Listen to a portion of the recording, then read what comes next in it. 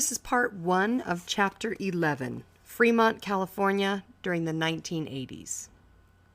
Baba loved the idea of America. It was living in America that gave him an ulcer. I remember the two of us walking through Lake Elizabeth Park in Fremont, a few streets down from our apartment, and watching boys at batting practice, little girls giggling on the swings in the playground. Baba would enlighten me with his politics during those walks, with long-winded dissertations. "There are only 3 real men in this world, Amir," he'd say. He'd count them off on his fingers. "America, the brash savior, Britain, and Israel.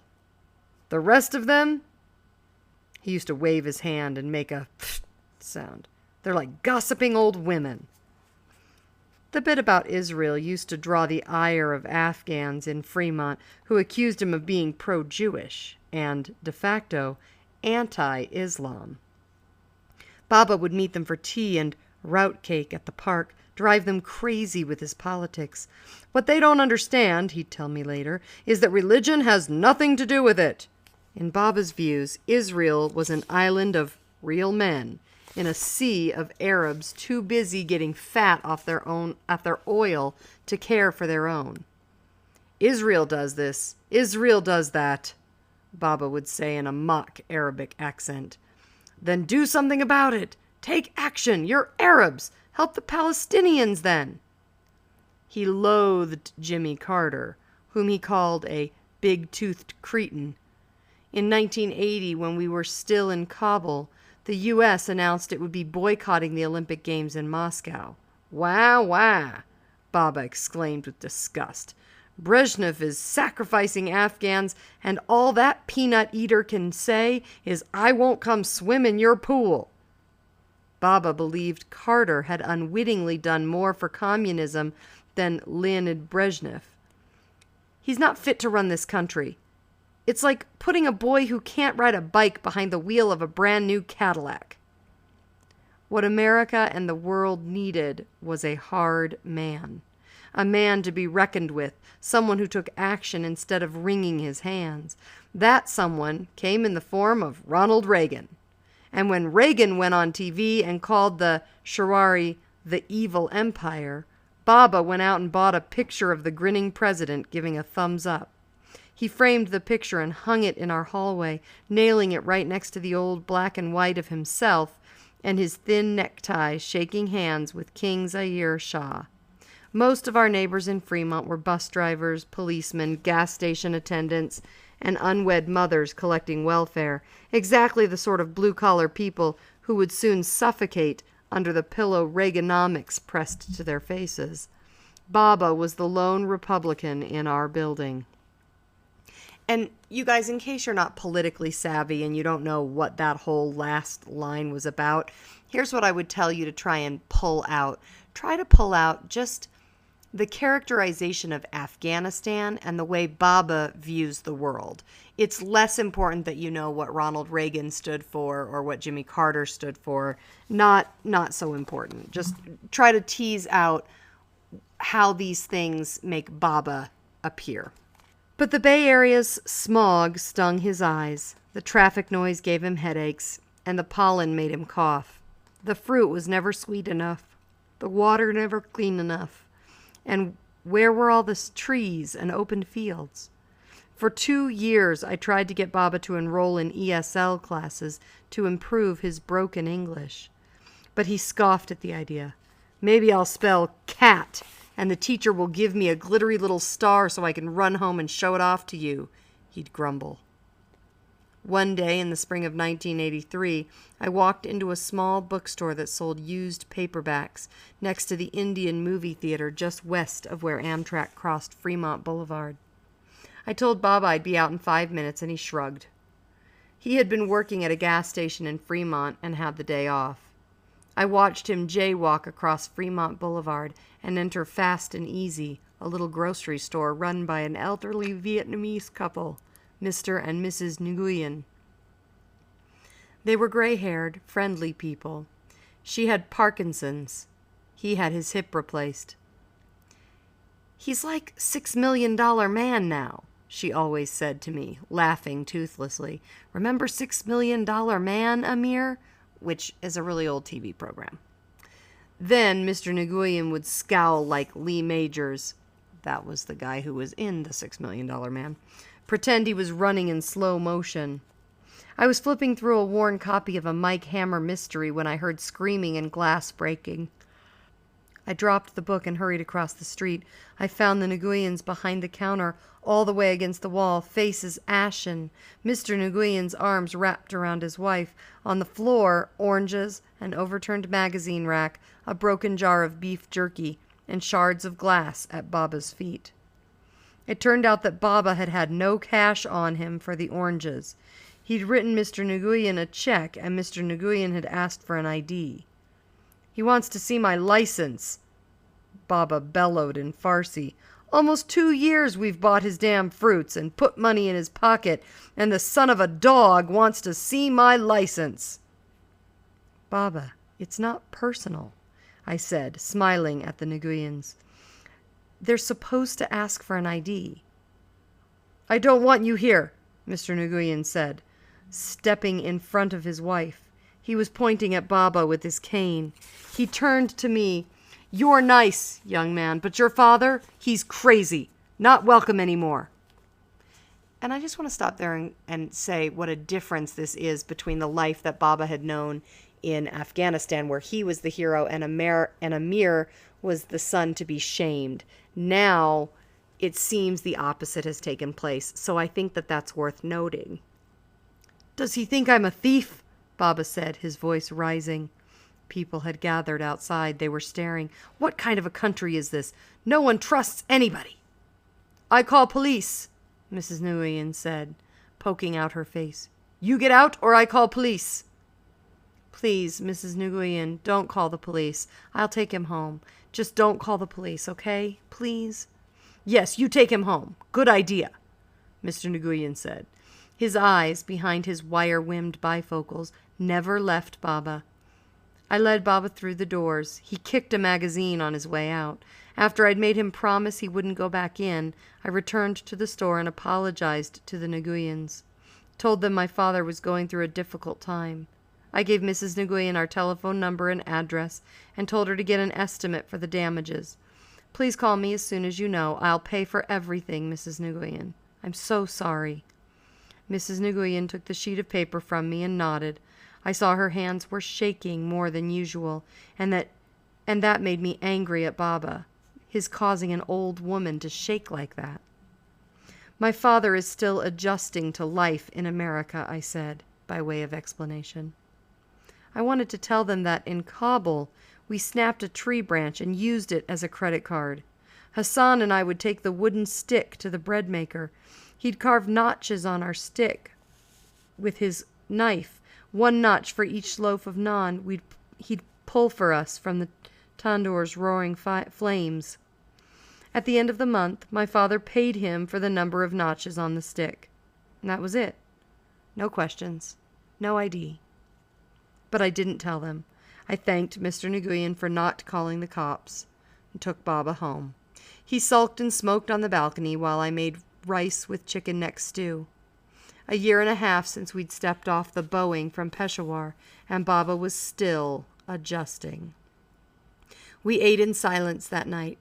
After 2 bites, Baba pushed away his plate. I glanced at him across the table, his nails chipped and black with engine oil, his knuckles scraped, the smells of the gas station, dust, sweat, and gasoline, on his clothes. Baba was like the widower who remarries but can't let go of his dead wife. He missed the sugarcane fields of Jalalabad and the gardens of Pagman. He missed people milling in and out of his house, missed walking down the bustling aisles of Shore Bazaar and greeting people who knew him and his father, knew his grandfather, people who shared ancestors with him, whose pasts intertwined with his. For me, America was a place to bury my memories. For Baba, a place to mourn his. Maybe we should go back to Peshawar, I said, watching the ice float in my glass of water. We'd spent 6 months in Peshawar, waiting for the INS to issue our visas. Our grimy one-bedroom apartment smelled like dirty socks and cat droppings, but we were surrounded by people we knew. Well, at least people Baba knew. He'd invite the entire corridor of neighbors for dinner, most of them Afghans, waiting for visas. Inevitably, someone would bring a set of tabla and someone else a harmonium. Tea would brew, and whoever had a passing singing voice would sing until the sun rose, the mosquitoes stopped buzzing, and clapping hands grew sore. "You were happier there, Baba. It was more like home," I said. "Peshawar was good for me, not for you." "You work so hard here." "It's not so bad now," he said, meaning since he had become the day manager at the gas station. But I'd seen the way he winced and rubbed his wrists on damp days, the way sweat erupted on his forehead as he reached for his bottle of antacids after meals. "Besides, I didn't bring us here for me, did I?" I reached across the table and put my hand on his. My student hand, clean and soft, on his laborer's hand, grubby and calloused.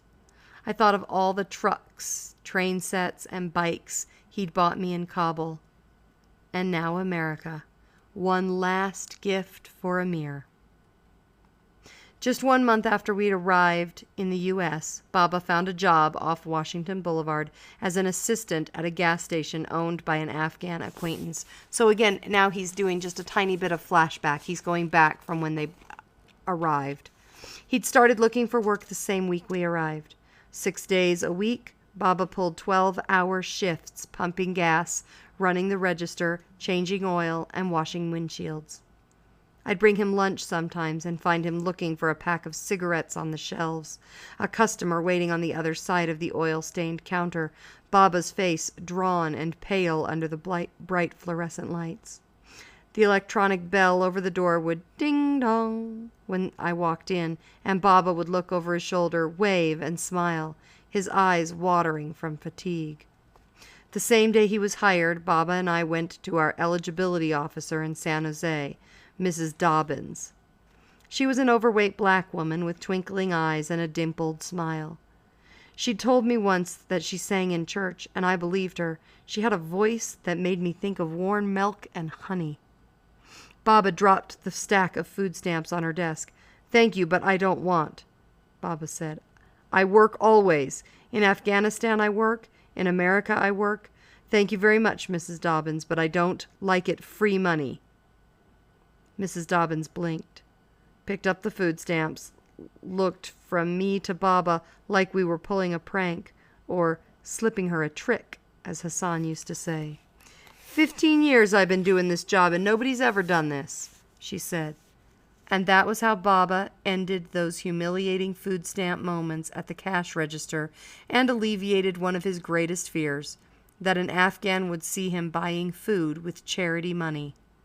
Baba walked out of the welfare office like a man cured of a tumor. That summer of 1983, I graduated from high school at the age of 20, by far the oldest senior tossing his mortarboard on the football field that day. I remember losing Baba in the swarm of families flashing cameras and blue gowns. I found him near the 20-yard line, hands shoved in his pockets, camera dangling on his chest. He disappeared and reappeared behind the people moving between us. Squealing blue-clad girls, hugging, crying, boys high-fiving their fathers, each other. Baba's beard was graying, his hair thinning at the temples, and hadn't he been taller in Kabul? He was, and I think that's important. I'm going to just stop there for a second. Hadn't he been taller in Kabul? I think that is a metaphor. He is tall, but I think that's representative of something else. His tallness of stature, of ability, of nobility. He was bigger in Kabul than he is here in the United States. He was wearing his brown suit, his only brown suit, the same one he wore to Afghan weddings and funerals, and the red tie I had bought for his 50th birthday that year. Then he saw me and waved, smiled. He motioned for me to wear my mortarboard, which, by the way, is just those square hats you wear at graduation. and took a picture of me with the school's clock tower in the background. I smiled for him. In a way, this was his day more than mine. He walked to me, curled his arms around my neck, and gave my brow a single kiss. "I am Mofkatahir, Amir," he said. "Proud." His eyes gleamed when he said that, and I liked being on the receiving end of that look. He took me to an Afghan kebab house in Hayward that night and ordered far too much food. He told the owner that his son was going to college in the fall.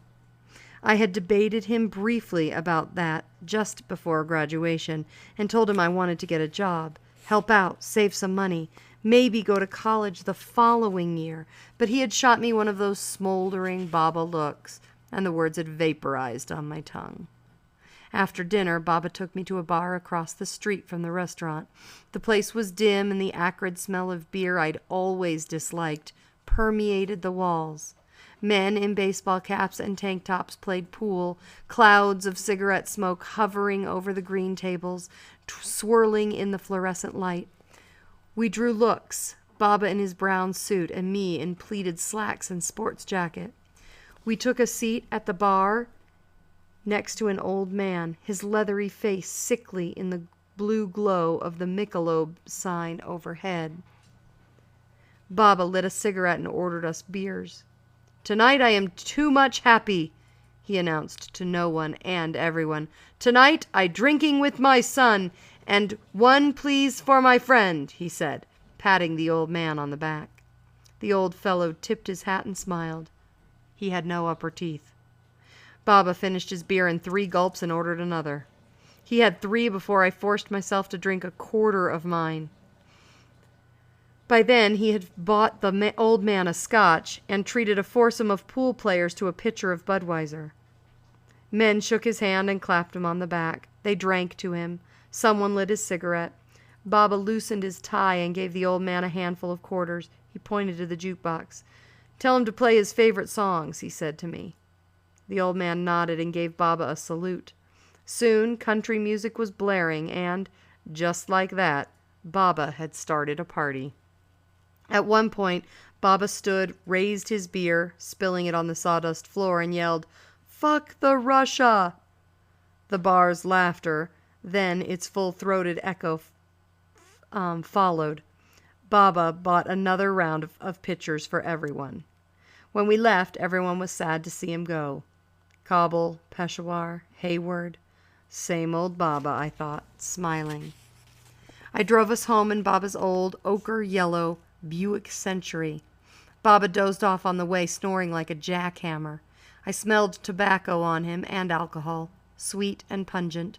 But he sat up when I stopped the car and said in a hoarse voice, "Keep driving to the end of the block."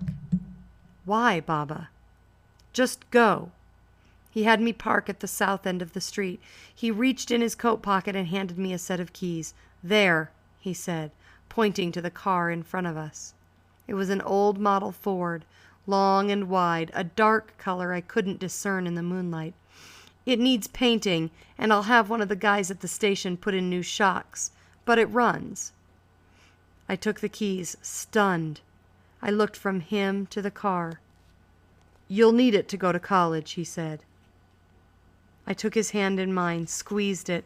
My eyes were tearing over, and I was glad for the shadows that hid our face. "Thank you, Baba." We got out and sat inside the Ford. It was a Grand Torino. "Navy blue," Baba said. I drove it around the block, testing the brakes, the radio, the turn signals. I parked it in the lot of our apartment building and shut off the engine. "Tashakur, Babajan," I said. I wanted to say more, tell him how touched I was by his act of kindness, how much I appreciated all that he had done for me, all that he was still doing. But I knew I'd embarrass him. "Tashakur," I repeated instead. He smiled and leaned back against the headrest, his forehead almost touching the ceiling. We didn't say anything, just sat in the dark, listened to the tink-tink of the engine cooling, the wail of a siren in the distance. Then Baba rolled his head toward me. "I wish Hassan had been with us today," he said. A pair of steel hands closed around my windpipe at the sound of Hassan's name. I rolled down the window, waited for the steel hands to loosen their grip. I would enroll in junior college classes in the fall, I told Baba the day after graduation. He was drinking cold black tea and chewing cardamom seeds, his personal trusted antidote for hangover headaches. I think I'll major in English, I said. I winced inside, waiting for his reply. English? Creative writing. He considered this, sipped his tea. Stories, you mean? You'll make up stories. I looked down at my feet. They pay for that? Making up stories? If you're good, I said, and if you get discovered. How likely is that, getting discovered? It happens, I said. He nodded. And what will you do while you wait to get good and get discovered? How will you earn money? If you marry, how will you support your kanun? I couldn't lift my eyes to meet his. I'll find a job. Oh, he said. Wah, wah. So if I understand, you'll study several years to earn a degree. Then you'll get a shoddy job like mine, one you could just as easily land today, on the small chance that your degree might someday help you get discovered. He took a deep breath and sipped his tea, grunted something about medical school, law school, and real work. My cheeks burned and guilt coursed through me, the guilt of indulging myself at the expense of his ulcers, his black fingernails, and aching wrists. But I would stand my ground, I decided. I didn't want to sacrifice for Baba any more. The last time I had done that, I had damned myself. And again, he's talking about the time he sacrificed himself and Hassan to get the blue kite for his dad. Baba sighed and this time tossed a whole handful of cardamom seeds in his mouth.